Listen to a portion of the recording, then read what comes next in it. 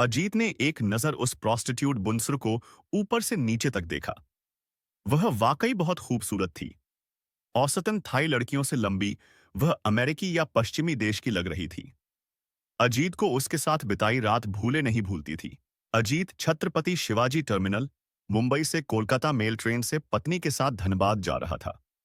अभी 2 साल पहले ही उनकी शादी हुई थी। अजीत बर्थ के नीचे सूटकेस रखकर उन्हें चेन से बांध रहा था। अंतरा बोली, मैं ऊपर सो जाती हूँ। तुम तो सुबह 5 बजते बजते उठ जाते हो। मैं आराम से सोऊंगी 7 से 8 बजे तक। थोड़ी देर में वह कॉफी लेकर आया। कॉफी पीते पीते ट्रेन भी खुल चुकी थी। कॉफी पीकर अंतरा ऊपर की बर्थ पर सोने चली गई। अजीत बैड लाइट ऑन कर फिर मैगजीन पढ़ने लगा और इसी बीच उसको नींद भी आ गई थी। जब उसकी नींद खुली, सवेरा हो चुका था। ट्रेन मुगल सराय प्लेटफॉर्म पर खड़ी थी। बाहर चाय, ओसमानी आज्ञा, शीर्ष सदस्य, समोसे, आपापाइस ददित मापते थी। पूरी, अंडे व फल वाले वेंडर्स का शोर था। सामने वाली बर्थ के सज्जन उतर गए थे। वह बर्थ खाली थी। अजीत ने घड़ी में समय देखा, 6 बज रहे थे। उसने अंदाजा लगाया कि ट्रेन लगभग 4 घंटे लेट चल रही थी। उसने कंडक्टर से पूछा तो वह बोला, उत्तर प्रदेश में आते जाते ट्रेन लेट हो चली है क्योंकि दिसंबर में कोहरे के चलते दिल्ली से आने वाली सभी ट्रेनें लेट चल रही हैं।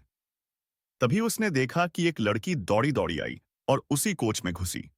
ठंड के चलते उसने शॉल से बदन और चेहरा ढक रखा था। सिर्फ आंखें भर खुली थीं। वह लड़की सामने वाली बर्थ पर जा बैठी। तब तक पैंट्री वाला कोच में चाय लेकर आया। अजीत ने उससे 1 कप चाय मांगी और सामने वाली लड़की से भी पूछा, मैडम चाय लेंगी? उस लड़की ने अजीत की ओर बहुत गौर से देखा और चाय वाले से कहा, हाँ, 1 कप चाय मुझे भी देना। चाय पीने के लिए उसने अपने चेहरे से शॉल हटाई तो अजीत उसे देर तक देखता रह गया। वह लड़की भी अजीत को देखे जा रही थी। फिर सहमति हुए बोली, आप अजीत सर है ना? वायथान खा, हेलो सर। और तुम बुनसर वाई खाप, हेलो नोस। हेलो। उसे अपनी थाईलैंड यात्रा की यादें तस्वीर के रूप में आंखों के सामने दिखने लगीं। वह लगभग 5 साल पहले अपने एक दोस्त के साथ थाईलैंड घूमने गया था। अजीत का थाईलैंड में 1 सप्ताह का प्रोग्राम था। 4 दिनों तक दोनों दोस्त बैंकॉक और पटाया में साथ साथ घूमे। दोनों ने खूब मौज मस्ती की थी। इसके बाद उसके दोस्त को कोई लड़की मिल गई और वह उसके साथ हो लिया। उसने अजीत से कहा, हम लोग इंडिया लौटने वाले दिन उसी होटल में मिलते हैं जहां पहले रुके थे। थाईलैंड में प्रोस्टिट्यूशन अवैध तो है, पर प्रोस्टिट्यूट वहां खुलेआम उपलब्ध हैं। वहां की अर्थव्यवस्था में टूरिज्म का खासा योगदान है। यहां तक कि लड़कियों की फोटो, जिनमें अक्सर लड़कियां टॉपलेस होती हैं, स्क्रीन पर देखकर मनपसंद लड़की चुनी जा सकती है। इसी के चलते अनौपचारिक रूप से वहां यह धंधा फल फूल रहा है। अजीत के पीछे भी एक लड़की पड़ गई थी। उसने अजीत से कहा, वाई खा, थान, हाय सर, नमस्कार। फिर इंग्लिश में कहा, आपको थाईलैंड की खूबसूरत रातों की सैर कराऊंगी मैं। ज्यादा पैसे नहीं लूंगी। आपको जो ठीक लगे दे देना। नहीं मैं मुसाल पजीम, ठीक कुछ नहीं चाहिए तुमसे। सर, बहुत जरूरत है पैसों की, वरना आपसे इतना रिक्वेस्ट न करती। अजीत ने इस बार एक नजर उसे ऊपर से नीचे तक देखा। लड़की वाकई बहुत खूबसूरत थी। औसतन थाई लड़कियों से लंबी, चेहरा भी थाई लड़की जैसा नहीं लग रहा था। आ, कुछ अमेरिकी या पश्चिमी देश की लड़की जैसी लग रही थी। अजीत को वह लड़की भा गई, बल्कि उस पर दया आ गई। उसने पूछा, तुम्हारा क्या नाम है? मेरा नाम बुनसर है सर। वैसे नाम में क्या रखा है? बुनसरी का अर्थ इंग्लिश में क्या हुआ? ब्यूटीफुल। उसने कुछ शर्माकर, कुछ मुस्कराकर कहा। देखा नाम में क्या रखा है? जितनी सुंदर हो वैसा ही सुंदर नाम है। अच्छा, तुम क्या दिखाओगी मुझे? यहां तो लड़कियों की लाइन लगी है। आप जैसा चाहें, रात साथ गुजारना या सैरसपाटा या फिर फुल मसाज। मुझे यहाँ के कैसीनो ले चलोगी? यहाँ जुआ गैर कानूनी है, पर चोरी छिपे सब चलता है। चलिए, मैं आपको ले चलती हूँ। अजीत बुनसर के साथ कैसीनो गया। इत्तेफाक से वह जीतने लगा और बुनसरी उसे और खेलने को कहती रही। उसने करीब 10,000 भाट जीते। रात के 2 बज चुके थे। वह बोला, बहुत हुआ, अब चलें? हाँ, अब बाकी रात भी आपकी सेवा में हाजिर हूं। कहाँ चलें, होटल? हाँ, होटल जाऊंगा, पर सिर्फ मैं। तुम अपने पैसे लेकर जा सकती हो। और अजीत ने उसे 200 भाट देते हुए पूछा, इतना ठीक है ना? बुनसरू ने हाँ बोलकर फोन पर किसी से बात की, फिर कहा, आधे घंटे में मेरा आदमी आ जाएगा, तब तक आपके साथ रहूंगी। वह आदमी कौन था? तुम्हारा दलाल? छी सर, प्लीज ऐसा ना कहें। वह मेरा हंसबैंड है। मुझे शाम को छोड़ जाता है और जब फोन करती हूं, आकर ले जाता है। हम यहां से करीब 20 किलोमीटर दूर गांव में रहते हैं। मेरे पति को बिजनेस में बहुत घाटा हुआ था। उसका एक पैर भी खराब है। मेरी मां भी बीमार रहती है। हमारे चावल के खेत हैं, पर सिर्फ उससे गुजारा नहीं हो पाता है। मजबूरी में उन लोगों की मर्जी से यह सब करती हूं। थोड़ी देर में बुनसरी का आदमी आ गया।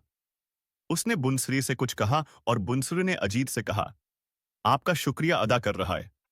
बोलता है, इतनी जल्दी छुट्टी दे दिया सर ने। चलते चलते बुनसरी ने कहा, आज आपका लकी डे था। कल कहें तो आपकी सेवा में आ जाऊं। कुछ और आजमा सकते हैं टोटे में। वह क्या है? हॉर्स रेस में बैटिंग। ओके, आ जाना। देखें तुम्हारा साथ कितना लकी होता है। दूसरे दिन बुनसरी अजीत को रेस कोर्स ले गई। जिस घोड़े पर अजीत ने बाजी लगाई वह जीत गया। उसे जैकपॉट मिला था। उसे 8,000 भाट मिले। बुनसरी बोली, you are very lucky sir. पता नहीं मेरा समय अच्छा था या तुम्हारे साथ का असर है यह। अब कहाँ चलें सर? मेरे होटल चलोगी? मेरा तो काम ही है ये। नहीं, थोड़ी देर साथ बैठेंगे। डिनर के बाद तुम जा सकती हो। क्यों सर, मैं अच्छी नहीं लगी आपको? कल भी आपने यूं ही जाने दिया था। अरे नहीं, तुम तो बहुत अच्छी हो। अच्छा बताओ, तुम थाई से ज्यादा अमेरिकी क्यों लगती हो? यह भी एक कहानी है। वियतनाम वार के समय 1975 तक अमेरिकी फौजें यहां थीं। हमारी जैसी मजबूर औरतों को पैसा कमाने के लिए उन फौजियों का मन बहलाना पड़ता था। उसके बाद भी हर साल यहां खोरात एयरबेस पर अमेरिकी, थाई, सिंगापुर और जापान से आए मैरीन का साथ अभ्यास होता है। उसमें भी थाई औरतें कुछ कमा ही लेती हैं। मेरी मां भी उनमें से एक रही होगी। उसका जीवन भी गरीबी में बीता है। इसीलिए देखने में मैं आम थाई लड़कियों से अलग हूं। बुनसरी बेबाक बोली। रास्ते में लौटते समय अजीत ने बुनसरी के लिए कुछ अच्छे ड्रेस खरीद कर उसे गिफ्ट किए। फिर वे होटल पहुंचे। कुछ देर दोनों ऐसे ही बातें करते रहे थे। फिर अजीत ने डिनर रूम में ही लाने का ऑर्डर दिया। इसी बीच उसके दोस्त का फोन आया। उसने बताया कि देर रात वह आ रहा है। अब तुम जाने के लिए फ्री हो। डिनर के बाद अजीत ने बुनसर से कहा, सच, इतनी जल्दी तो कोई ग्राहक मुझे छुट्टी नहीं देता है। पिछले 2 दिनों से मैं तुम्हारे साथ हूं। कभी मैंने ग्राहक जैसा बर्ताव किया है? Sorry sir. अच्छा, आज निसंकोच बोलो, तुम्हें कितने पैसे दूं? आप जो चाहें दे दें, मुझे सहर्ष स्वीकार होगा। वैसे मेरा हक तो कुछ भी नहीं बनता है। अजीत ने बुनसरी को पूरे 18,000 भाट दिए। बुनसरी आश्चर्य से उसे देखे जा रही थी। ऐसे क्या देखे जा रही हो? ये पैसे मैं इंडिया से नहीं लाया हूं। ये तुमने मुझसे जितवाए हैं। इन्हें तुम ही रख लो। ना मत कहना, वरना मैं नाराज हो जाऊंगा। बुनसरी अचानक अजीत से लिपट पड़ी और रोने लगी। अजीत ने उसे अलग कर कहा, रोना बंद करो, यहां से हंसते हुए जाओ, और हो सके तो यह पेशा छोड़ देना। सर, आपने मुझे फर्श से अर्श पर बिठा दिया है। इन पैसों से अपना बिजनेस शुरू करूंगी। अगले दिन एयरपोर्ट पर बुनसरी जेसवाई अपने पति के साथ अजीत को विदा करने आई थी। उस समय दोनों में से किसी ने एक दूसरे का फोन नंबर लेने की जरूरत न महसूस की होगी शायद। आज कई सालों बाद वह दिखी तो भी भारत में। चाय टेबल पर रख वह उठ खड़ी हुई और अजीत से लिपट पड़ी थी। कोच में हलचल और अपने पास की आहट सुनकर ऊपर की बर्थ पर अजीत की पत्नी अंतरा की नींद खुल गई थी। दोनों को आलिंगनबद्ध देखकर वह आश्चर्यचकित थी। अंतरा भी नीचे उतर आई। बुनसर ने अपने को अलग किया। अजीत ने परिचय कराया, यह मेरी पत्नी अंतरा है। फिर अंतरा से बोला, यह वही थाई लड़की है। मैंने तुमसे कहा था ना कि इसके साथ जितने पैसे मैंने जुए में जीते थे, सब इसी को दे दिए थे। वाह, स्वासदी का हम। हेलो, गुड मॉर्निंग मैडम, बुनसर ने अंतरा को कहा। बुनसरे ने पैंट्री बॉय से अंतरा को भी चाय देने को कहा। फिर काफी देर तक तीनों में बातें होती रहीं। अजीत ने बुनसरे से पूछा, यहाँ कैसे आना हुआ? मैं पहले बैंकॉक से सीधे वाराणसी आई, सारनाथ गई। अब मुझे बोध गया जाना है। मेरे जीवन की यह बड़ी इच्छा थी, आज साकार होने जा रही है। और तुम्हारा पति क्यों नहीं आया? आया, आपके चलते। और वह हंस पड़ी थी। अजीत और अंतरा दोनों चकित हो उसे देखने लगे थे। हाँ सर, आपसे मिलने के बाद मेरे समय ने गजब का पलटा खाया है। आपके पैसों से हमने छोटा सा टूरिस्ट सेवा केंद्र खोला था। उस समय बस एक पुरानी कार थी हमारे पास। अब बढ़ते बढ़ते आधा दर्जन कारें हैं हमारे पास। टूरिस्ट सीजन में मैं औरों से भी रेंट पर कार ले लेती हूं। हम दोनों एक साथ थाईलैंड से बाहर नहीं निकलते हैं ताकि हमारे ग्राहकों को परेशानी न हो। सर, आपके स्नेह से हमारे दिन बदल गए। हम लोगों के पास आपका शुक्रिया अदा करने के लिए शब्द नहीं है। वे बातें करते रहे। तब तक ट्रेन गया पहुंचने वाली थी। अजीत ने कहा, बोध गया के बाद क्या प्रोग्राम है? कल शाम कोलकाता से मेरी बैंकॉक की फ्लाइट है। शाश है। मेरे यहां धनबाद एक दिन रुक नहीं सकती हो? अंतरा ने पूछा। मुझे खुशी होगी आप लोगों के साथ कुछ समय रहकर।